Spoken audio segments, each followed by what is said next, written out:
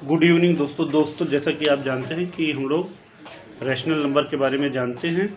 अब एक पॉइंट आता है irrational number. What is irrational number, ये होता क्या है। तो जो पहले हम समझते हैं रेशनल नंबर जो होता है उसे कहा गया है, जो रेशनल वाला है रेशनल, उसमें आप लोग लिखते बताते हैं पी बाई क्यू के फॉर्म में जो लिखा जाए वो रेशनल होता है, जहाँ क्यू की वैल्यू नॉट इक्वल टू 0 हो। इतनी बात तो आप जानते हैं, साथ ही साथ जानते हैं, नहीं जानते हैं तो जानिए, क्योंकि आपने पढ़ा नहीं होगा या वो उससे ध्यान नहीं दिया होगा कि पी और क्यू के बीच का जो कॉमन फैक्टर होगा वो सिर्फ 1 होता है, इसके सिवा और कुछ नहीं होता। यानी पी और क्यू के बीच में कोई कॉमन फैक्टर होता ही नहीं है। कहे कि कोई कॉमन फैक्टर होता है, बस एक को छोड़कर एक दोनों के बीच में कॉमन फैक्टर होता है। फिर भी अगर मान लेते हैं, जैसे कि मान लीजिए 5/7 है। क्या है 5/7? ये आपका है, ये नंबर आपका रेशनल होता है। अगर यही हम 10/14 लिख दें, क्या लिख दें 10/14, तो 10/14 जैसे हम लिखेंगे तो ये 5 × 2 हो जाएगा, ये 7 × 2 हो जाएगा। ये 2 देखते हैं कि दोनों का कॉमन फैक्टर आ रहा है, जो कि गलत हो जाएगा, तब ये इर्रेशनल। चलिए ये आपका इर्रेशनल नहीं है, ये आपका ये आपका रेशनल नहीं, ये है आपका रेशनल, ये आपका इर्रेशनल हो गया। कॉमन फैक्टर एक के सिवाय और भी कुछ आ जाना, ये इर्रेशनल होने की निशानी है। क्या होने की निशानी है? इर्रेशनल। ओके, अब हम पहला क्वेश्चन करेंगे। पहला क्वेश्चन एक्सरसाइज 1.3 का जो पहला क्वेश्चन है, मतलब हम कहें कि एग्जाम्पल में भी √2 को प्रूफ करने के लिए, √3 को प्रूफ करने के लिए है। ठीक है, वो तो ठीक है, हम √5 को कर देंगे। इसी तरीके से 2 भी प्रूफ होगा, इसी तरीके से 3 भी प्रूफ होगा। तो हम एग्जाम्पल ना कर सीधा हम एक्सरसाइज करेंगे, और एग्जाम्पल वाला आप उसी तरीके से कर सकते हैं। देखिए √5 क्या प्रूफ करना? इर्रेशनल नंबर है। इर्रेशनल प्रूफ करने के लिए हमारे पास कोई तगड़ा आइडिया नहीं, तो हम जिस मेथड से करते हैं आप देखते जाइएगा। यहाँ हम लिखते हैं लेट √5 इज रैशनल नंबर। क्या लिखा है? रैशनल। ठीक, अगर रैशनल होगा तो उसे हम लिख सकते हैं √5 = p/q, ऐसे लिख सकते हैं। या हम ऐसे कह के लिख दें कि p/q = √5। क्या करते हैं? Squaring on both side, squaring on both side करते हैं। Squaring on both sides, square हम कर देंगे तो p² / q² = √5 का होल स्क्वायर। और आपको पता है p² / q² रूट और स्क्वायर कट जाता है, तो कितना आ गया? सिर्फ 5 बचा। ये आपका हो गया p² = 5q²। इतनी बातें हो गई। फिर इसके बाद हम जो करते हैं, ध्यान से देखिएगा, यहाँ पर अगर ये देखिए ये p² है, ये 5q², यानी p² की वैल्यू में 5 आता है। क्या आता है? अगर हम इसे लिखें तो ऐसे लिखेंगे 5 × q² लिखेंगे, यानी p² का जो फैक्टर होता है उसमें 5 आता है ना। 5 से p² डिविजिबल है। क्या है? यहाँ हम लिखेंगे p² इज डिविजिबल बाय 5। ध्यान दीजिएगा, अगर किसी नंबर का स्क्वायर डिविजिबल होता है उस नंबर से, तो वो खुद भी डिविजिबल होता है। इसका मतलब ये हुआ, अगर p² डिविजिबल बाई 5 है तो p is also divisible by 5। p क्या हो जाएगा? आल्सो डिविजिबल, यानी p की वैल्यू हम मान कर चलते हैं। p = 5 हो सकता है, यानी 5 × 1। p = 10 हो सकता है, जिसे आप 5 × 2 लिख दोगे। p = 20 हो सकता, 15 हो सकता है, जिसे आप 5 × 3 लिख दोगे। इसका मतलब ये क्या देखते आ रहे हैं आप? हर एक नंबर में 5 है, इधर 1 2 3 ऐसे 4 हो जाएगा, ऐसे 5 हो जाएगा, लेकिन इधर 5 चलता रहेगा। इसका ये मतलब हुआ कि हम p को क्या मान सकते हैं? p = 5m मान सकते हैं, where m is integer, positive, ऐसे बोलते positive integer, positive integer. m आपका क्या है? पॉजिटिव इंटीजर है। ये आपका इक्वेशन, सॉरी यहाँ पर एक शॉर्टकट हो गया है तो थोड़ा हम और लिख दें, p square equal to 5q²। ये इक्वेशन फर्स्ट है। इतनी बातें आपको समझ में आ गई होंगी। हम अब इरेज करते हैं। देखिए p की value p equal to 5m equation first में पुट करने पर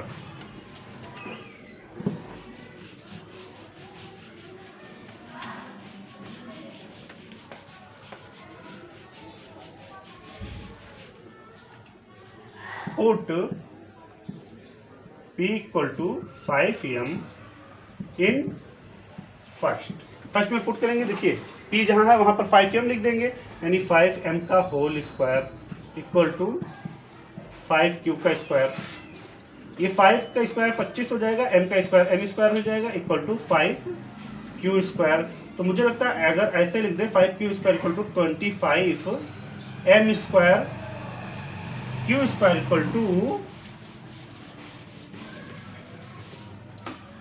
q square equal to 25m square upon 5, ये कट गया, q square equal to 5m square. अभी आया हुआ था p square equal to 5q square, तो वहां पर q कोई मायने नहीं रखता था, 5 मायने रखता था। इसी तरीके से जब हम देखते हैं q स्क्वायर की वैल्यू में क्या आ रहा है, 5 आ रहा है, यानी इसका मतलब ये हुआ कि q स्क्वायर भी किससे डिविजिबल है, 5 से क्या है, डिविजिबल है। लिखेंगे वही statement, q square is divisible by 5। अगर q स्क्वायर डिविजिबल है तो q is also divisible by 5। इसका मतलब ये हुआ, जो कि समझ में आया हमें, कि q, p और q दोनों 5 से डिविजिबल हैं। इसका यही तो मतलब हुआ कि p and q both are divisible by 5, जो कि रेशनल नंबर की प्रायोरिटी नहीं है। हमने क्या बताया था, रेशनल नंबर में 1 का फैक्टर होता है, 1 सिर्फ होगा कॉमन फैक्टर। यहाँ तो 5 भी आ रहा है, यहाँ क्या आ रहा है, 5। यानी हम क्या लिखेंगे स्टेटमेंट, हम स्टेटमेंट लिखेंगे, देखिए हम पूरा मिटा देते हैं, फिर हम स्टेटमेंट लिखना स्टार्ट करते हैं अपना। यहाँ इस क्वेश्चन में स्टेटमेंट बहुत मायने रखता है। क्या होगा, p and q both are divisible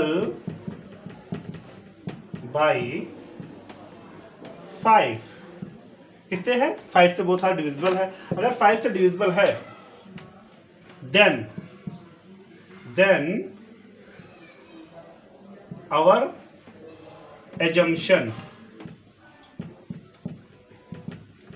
is wrong. भाई हमने दोनों में 5 आ गया ऊपर नीचे कॉमन, हमने क्या कहा था कि वो रेशनल है, जबकि 5 तो आना नहीं चाहिए था, सिर्फ 1 आना चाहिए था, इसके सिवा कुछ नहीं आना चाहिए। इसका मतलब हमने जो माना वो क्या हो गया, गलत हो गया। आवर एजम्पशन इज रॉन्ग, हमने माना गलत हो गया। एंड √5 इज रेशनल नहीं, इर्रेशनल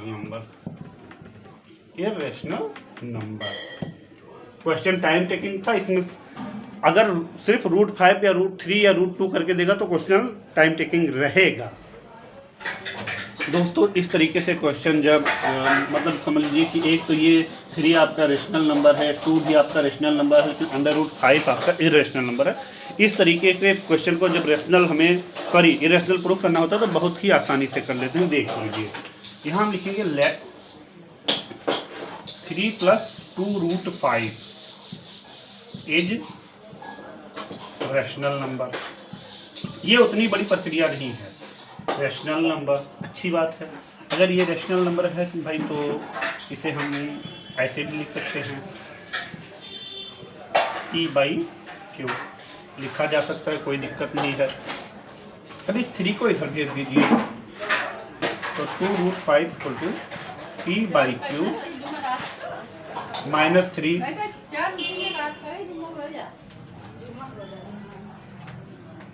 अब ऐसे हम थोड़ा सा और सॉल्व कर लेते हैं, तो ये नीचे हो जाएगा 1, तो p माइनस, ये इससे मल्टीप्लाई हो जाएगा, 3q अपॉन q1 जा q। अब रूट 5 की अगर हम बात करें तो p minus 3q upon 2q, ये हो गया, ये आ गया। ये मुझे ये देखिए, ये अगर q, ये 2 आपका रेशनल था, ये 3 रेशनल था, ये q भी रेशनल था, p भी, तो ये कुल मिलाकर ये तो रेशनल नंबर मिला। क्या मिला? रेशनल। अगर ये रेशनल नंबर है तो ये भी क्या है? रेशनल। लिखते हैं यहां से हमें क्या मिलता है कि रूट 5 इज रेशनल नंबर। क्या हो गया? Rational number. लेकिन इससे पहले वाले ही क्वेश्चन में बाय द प्रूफ हमने प्रूफ किया है कि रूट 5 क्या होता है? इरेशनल नंबर होता है ना। But under root 5 is also proved. क्या प्रूफ हो गया है? Irrational number.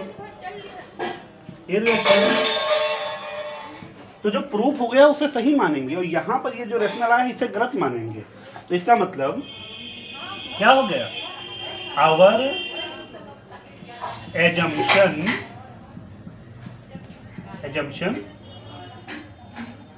Is wrong.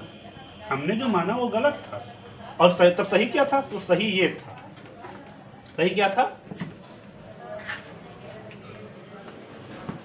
हमारा माना गया गलत हो गया, और 3 + 2 अंडर रूट 5, ये क्या प्रूफ हो गया? 3 + 2 अंडर रूट 5 इज इरेशनल। ये था, ये इरेशनल नंबर। ये कोई बहुत बड़ा प्रॉब्लमेटिक नहीं है। प्रॉब्लमेटिक वही होगा जो सिर्फ अंडर रूट 2 पूछ लेगा, अंडर रूट 5 पूछ लेगा, अंडर रूट 3 पूछ लेगा, अंडर रूट 7 पूछ लेगा, तब ये सब प्रॉब्लमेटिक है। प्रॉब्लमेटिक नहीं है, ज्यादा टाइम के हैं। और उसके साथ अगर +2, 3, 9 करके पूछ लिया तब तो कोई दिक्कत ही नहीं। ओके, तीसरे क्वेश्चन का जो 1.3 का तीसरा क्वेश्चन है, उसके मैंने तीनों क्वेश्चन बारी बारी करके लिख लिए। छोटे छोटे क्वेश्चन है तो हम एक ही साथ समझ लेंगे। पहले में 1/√2 को प्रूफ करना है इरेशनल, तो हम यहाँ पर भी कर लेते हैं। Let 1/√2 is rational. अगर ये रेशनल है भाई तो इसे आप कैसे लिख सकते हैं? 1/√2 को p/q लिख सकते हैं। तो अगर ये वैल्यू क्या होगी? पलट गई तो ये √2 हो जाएगा, तो ये q/p हो जाएगा। अगर ये रेशनल है p/q तो q/p भी रेशनल ही होगा, सिर्फ पलट गया, इससे ज्यादा कुछ नहीं हुआ। इतनी बातें हो गई। इसका मतलब क्या हुआ? ये तो आपका रेशनल नंबर है। अगर ये रेशनल है तो ये भी क्या हो गया? Rational. Under √2 is rational. But हमने पहले ही कह चुके हैं कि √2, √3, √5 ये सब इरेशनल नंबर है। आपके एग्जाम्पल में भी लगा हुआ है। मतलब क्या हुआ? Under √2 is a irrational number. Irrational bracket में लिख देंगे प्रूव्ड। पहले से ही प्रूव्ड हो चुका है। इसका एक नंबर ना, तो मतलब ऐसा नहीं कि एक ही नंबर रेशनल भी हो जाएगा, एक ही नंबर इरेशनल हो जाएगा। इसके लिए ये क्या हो गया? ये वाला ज्यादा माना जाएगा कि अंडर √2 इरेशनल है। अगर ये इरेशनल है तो ये भी क्या हो जाएगा? इरेशनल, जो कि गलत हो गया। क्या हो गया? गलत। हम लिख देंगे यहां पर, वही लिखेंगे, आवर एजम्पशन इज रॉन्ग। ठीक है, हमारा एजम्पशन रॉन्ग हो गया। तो रही सही क्या है? सही है अंडर √2 इज इरेशनल। और सीधी सी बात है भाई, जिसका नीचे ये चीज है, जिसका डिनोमिनेटर इरेशनल होगा वो पलटने के बाद भी इरेशनल ही रहेगा। तो ये कॉन्सेप्ट हो गया अलग। इसे हम थोड़ा इरेज कर लेते हैं। और दूसरा क्वेश्चन क्या कहता है भाई? इसको भी इरेशनल प्रूफ करना बहुत ही सिंपल है। फिर से मान लीजिए, लेट इज क्या रेशनल माना जाता है। मान लिया हमने रेशनल। अगर ये रेशनल है तो 7/5 √5 = p/q हो जाएगा। अगर p/q हो गया तो √5/7 नीचे चला जाएगा, 7q हो जाएगा। इससे ज्यादा तो कुछ होना नहीं है। तो ये तो आपका रेशनल नंबर है। ये रेशनल है तो ये भी आपका रेशनल। मतलब यहाँ क्या प्रूफ होता है?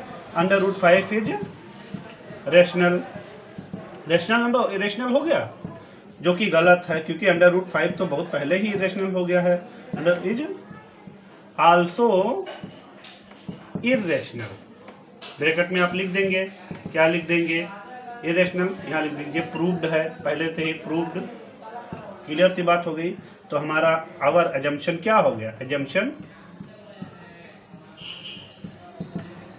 इज रॉन्ग, हमारा एजम्पशन रॉन्ग हो गया। और तब सही क्या है, सही ये है कि 7/5 जो है वो इरेशनल है। आप ये तो जान ही जाएंगे कि इरेशनल के साथ प्लस करने पर कोई नंबर या माइनस करने पर या मल्टीप्लाई या डिवाइड करने पर वो इरेशनल ही होगा, लेकिन उसे प्रूफ करके भी देना पड़ेगा। ये आपको प्रूफ करके बताना है, ये आपका होमवर्क रहेगा इस एक्सरसाइज का। ओके।